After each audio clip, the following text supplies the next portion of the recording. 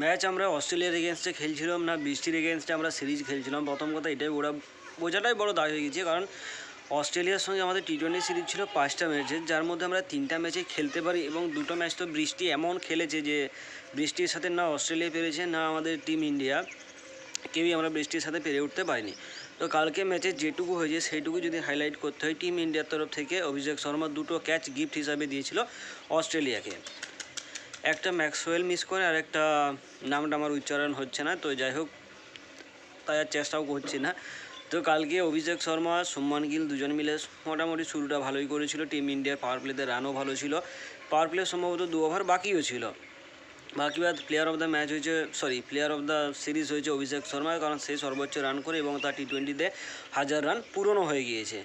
অপর দিক থেকে এই সিরিজে সঞ্জু স্যামসনকে একটা ম্যাচে চান্স দেওয়া হয় বা সুযোগ দেওয়া হয়, সেই ম্যাচে সঞ্জু স্যামসনের কাছ থেকে কোনো রকমের ভালো রকম পারফরমেন্স আসেনি। তো সঞ্জু স্যামসনকে পুরো সিরিজ বোস করিয়ে রাখা হয়, যার বিকল্প হিসাবে জিতেশ শর্মাকে বেছে নেওয়া হয়।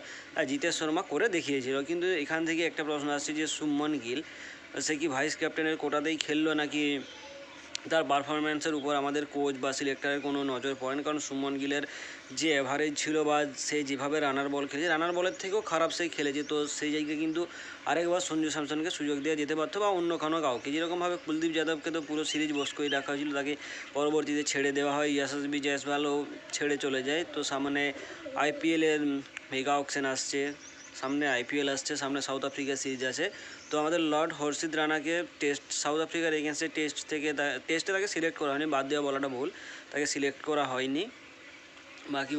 সেখানে আর্শদীপ সিংকে সুযোগ দেওয়া হয়েছে, আর্শদীপ সিংকে আমরা দেখতে পেতে পারি।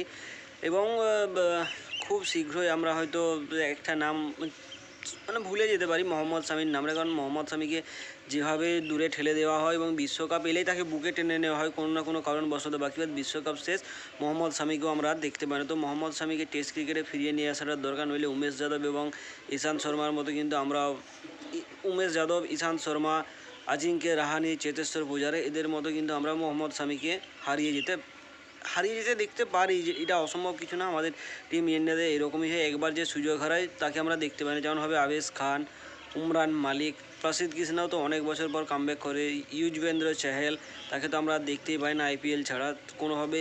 তাকে যদি সিলেক্ট করা হয়, টি-20তে সিলেক্ট করা হয়েছিল, তাকে সে কোনোভাবে সুযোগ করে উঠতে পারেনি।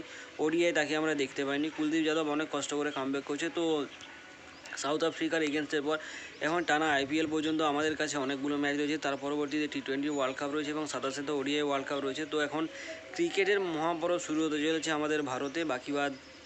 দেখা যাক কী হয় সামনে সাউথ আফ্রিকার সঙ্গে।